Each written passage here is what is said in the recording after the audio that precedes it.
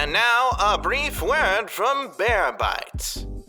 Cartoons aren't just for kids. This statement isn't really controversial nowadays because of how much adult animation is out there. I mean, we have programming blocks dedicated to them. Before writing this video, I was watching an episode of Family Guy on TV. Holy crap! But it wasn't always like this. In fact, the sheer thought of an X-rated cartoon was fantasy back in the late 60s. That stuff was left to the adults, your Midnight Cowboys and Clockwork Oranges. Cartoons were for Saturday mornings to keep the kids entertained. But in 1972, an animated film took it upon itself to make history by shattering cultural expectations and being as vulgar as possible. After all, it was a critique of a vulgar culture. How else would you go about it? With only a budget of $700K, it would go on to make $90 million and become the highest grossing independent animated movie of all time. This is a look at the furry film that broke its creator, Fritz the Cat.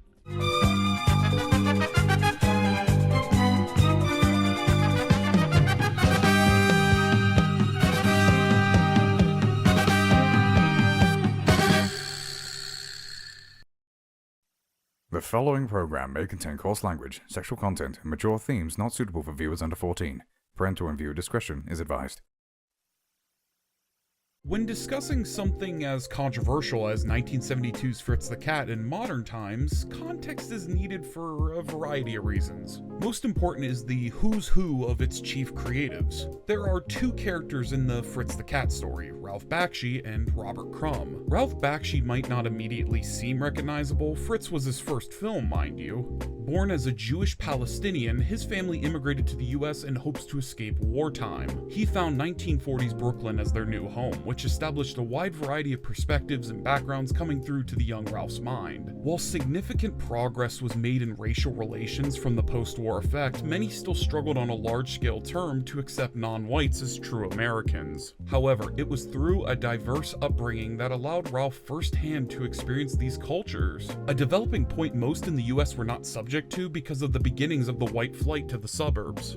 I lived in a very mixed neighborhood and never once in my house heard anything racist, not once.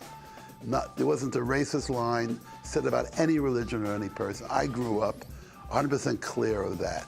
As Ralph began his career in animation, his work in the 50s and 60s were behind the scenes for Terrytoons of Mighty Mouse fame. If you have no idea what Mighty Mouse is, go talk to your grandpa or watch this clip.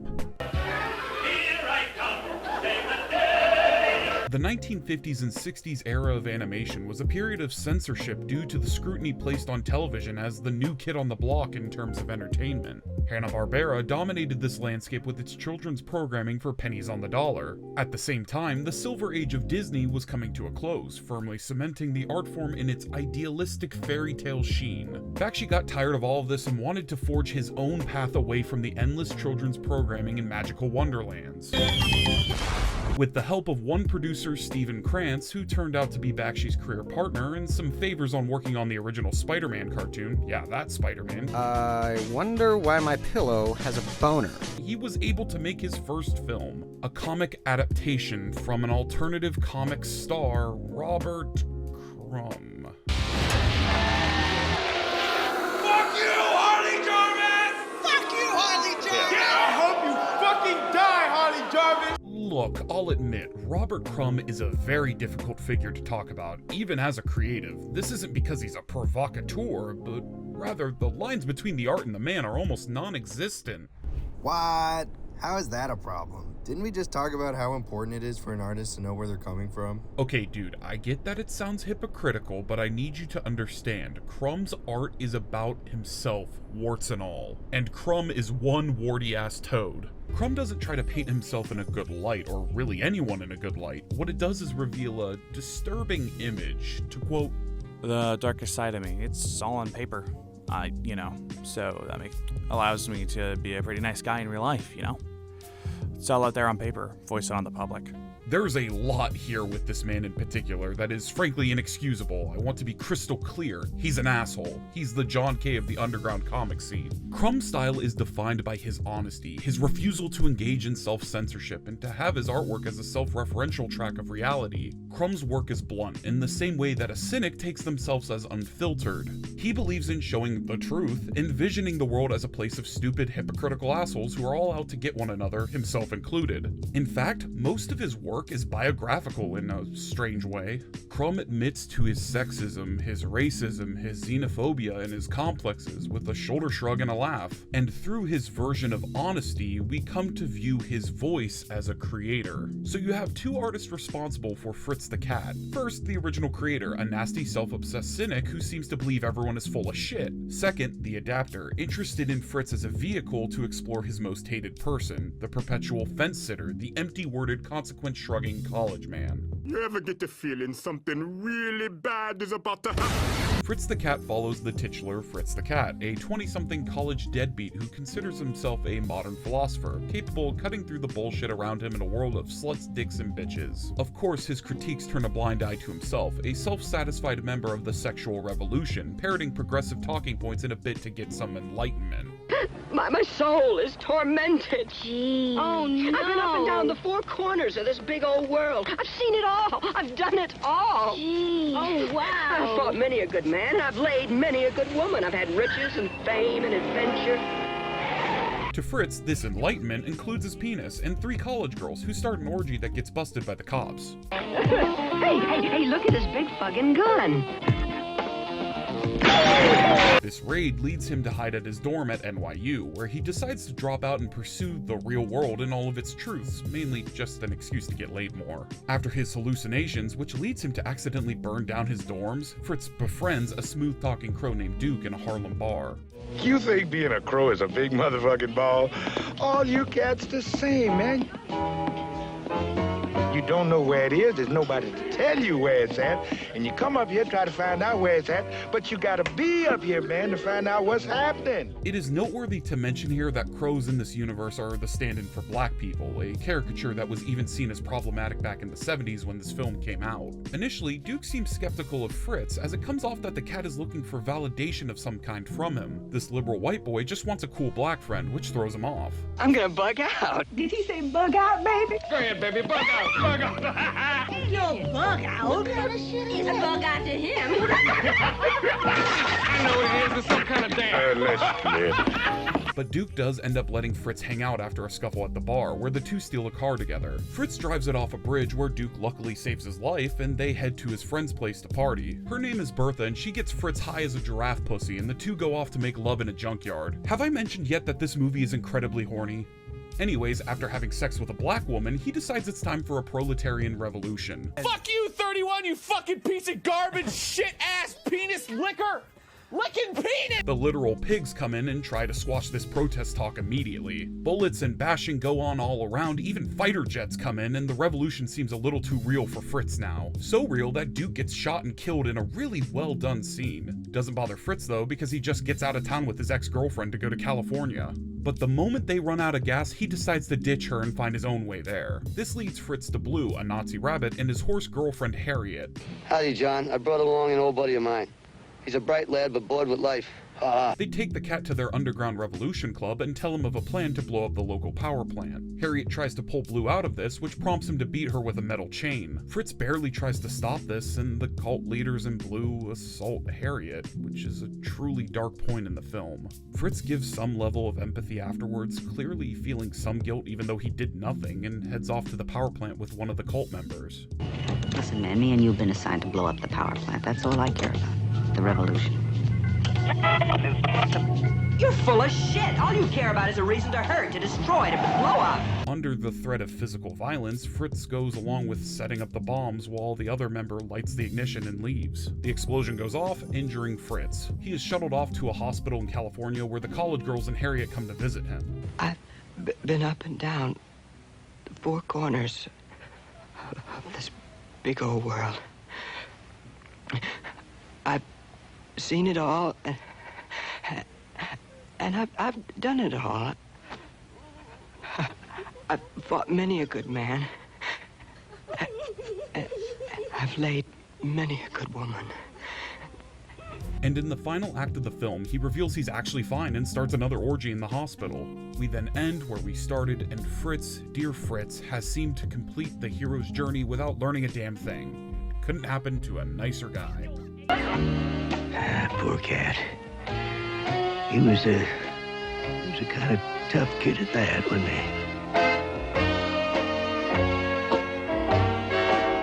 On a surface level, examining this film in modern times can be difficult if you can't get past the degeneracy that it portrays. Both Crumb and Bakshi deal in racy art that is most literal. Crumb portrays the reality of the black ghetto from the position of a white man, and the film is littered with stereotypical depictions. It's not meant to be a comfortable viewing, and I can testify that after rewatching it, I just had this unpleasant gut feeling, which must be why Crumb hates this movie? Wait, so hold up. Crumb feels like this film is a perversion of his vision of Fritz as a character, despite Fritz being depicted as the quintessential performative liberal. He's a milquetoast coward who's more interested in saying what he thinks will get him into bed with his next target, who avoids actually saying or doing anything that would cause change that he's not the center of. And these character traits also exist within Crumb's depiction. In fact, most shots are taken right from the book, as you can see here, and not much has changed. So why is Crumb so appalled at this film? Why does he feel like Bakshi perverted his character so badly that Crumb would go on to kill off his character permanently? First, let's take a step back for a sec. Let's talk about performative politics. Performative politics, regardless of sides, is the idea of showing or acting on one's beliefs without any real devotion to them. There is no conviction, only gaining social validation from others, or even yourself. Don't blame me. I voted for Kodos. Go! This can come in a lot of different forms, but in the case of Fritz, we see a young, presumably white, college dropout looking for people to confirm himself as an intellectual and to get some pussy. Cats. He likes pussycats. Sure, there are moments in the story where it seems like he is itching for actual substance, but time and time again, when his convictions are tested, he folds and moves on to the next set. And in doing so, his words and actions leave a trail of destruction behind him. The party gets dismantled and beaten, the dorms get set on fire, countless black people, including Duke, get killed, his girlfriend is abandoned, Harriet gets SA'd, and a terrorist attack goes according to plan. Fritz seems uninterested in all of this, only caring about the girls he lands. You think these actions would land him in prison or worse, dead, but he comes away scot-free. In fact, the film begins as it ends, the same shot of New York unmoving and stuck in time. I'll be the first to say that Fritz the Cat has been dissected before to no ends, even with the perspective of performative liberalism, but I don't really see anyone talking about this aspect of the movie. The first and final shots signify quite a bit in what Bakshi is trying to invoke. The first line of the movie is, "Hey, yeah, the 1960s? Happy times, heavy times." It's a modern take on a famous line from Tale of Two Cities, but what it establishes is that we are witnessing a flawed world. Some good, some bad, but all of it is here. Through Fritz's own statements and actions, he wants some level of change. He presents himself quite firmly as a liberal looking to move the needle. But at the end of the day, we end on that exact same shot. Nothing changed, there was no revolution. The status quo of suffering is maintained. Fritz just ended up with his treats. Examining this type of ideology is more palatable through the lens of anthropomorphic characters, in a sense that we fundamentally understand that animals are what they are. Their actions are based on their natural instinct, in this case, sex. Fritz acts as an intellectual to get laid in the same manner your house cat does cute stuff to get food. But the moment we examine these actions through the eyes of humans, it becomes a more uncomfortable conversation, now does it? So, if this is what we can identify as the core ethos of Fritz the Cat, something both Bakshi and Crumb can agree on, why does Crumb hate this movie so much? He's an asshole, sir. I know that. I don't think we are ever going to get the truth from either of these decaying old men, but I have a pretty decent idea of what went wrong. See, it's no secret that Crumb saw himself within Fritz. Even if he denied it himself, others in Crumb's life viewed the character as wish fulfillment. He drew his OC with the abilities he lacked himself, a ladies' man with the gift of gab that could fool all around him. Fritz is Crumb's Tyler Durden, a mask the author would put on to express himself truly, as disgusting as it may be. All seems well until Bakshi comes in and seemingly takes the character from you. On top of that, he critiques the very ideas that you idolize in that state of being you'll never achieve yourself. Fritz, as a character, fits into Crumb's writing as the same condemned shithead everyone else is. When opportunity arises, he stoops lower, time and time again. Bakshi, on the other hand, writes Fritz with a note of self-reflection in many of his actions. For example, when he witnesses the sexual assault, it shakes him for a brief moment, and when he goes to plant the bomb, he rejects the idea of of doing it seconds after he plants it.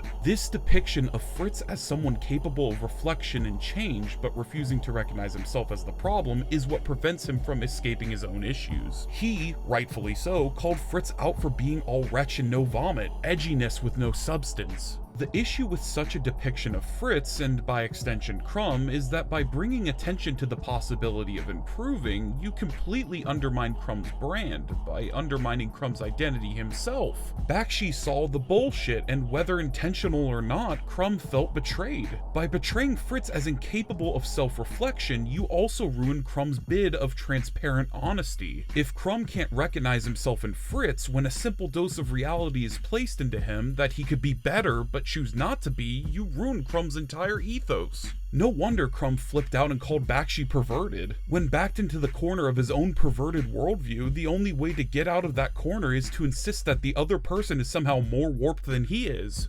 I don't know, you're kind of weird.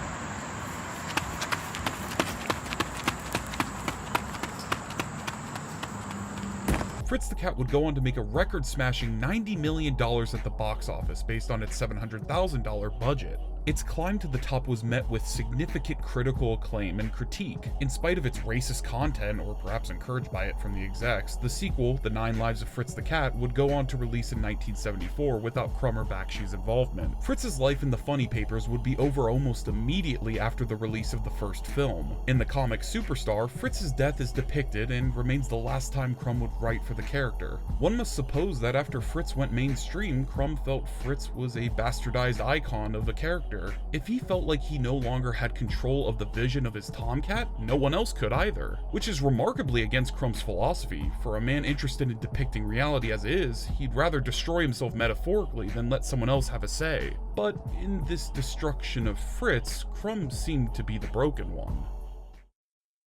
In 1972, Fritz the Cat, warts and all, was able to say more about American culture than some films even have the gall to attempt in today's market. It's not pretty, it's definitely problematic, it's crude, it's unkind, but it's the world we live in. It's Bakshi, the only one-word adjective I can really call it, and in the ultimate irony, it spoke too truly to Crumb to allow him to tolerate it. For a performative liberal like Fritz, and for a person like Crumb, when their hard shell of an act is forced open, their true convictions are tested. The world asks them to evolve, to grow, to show skin in the game. In the best case, we find someone able to put weight in their words and fight for what they truly believe in. But most of the time, such as in the case of Fritz and Crumb, we find a shell that cowers under the boot of the status quo for comfort. We interrupt the Israeli-Arab war for this special announcement. The President, after conferring with the Israeli Prime Minister Golda Meir, has agreed to send more arms and equipment to Israel, based on the return of New York City and Los Angeles to the United States.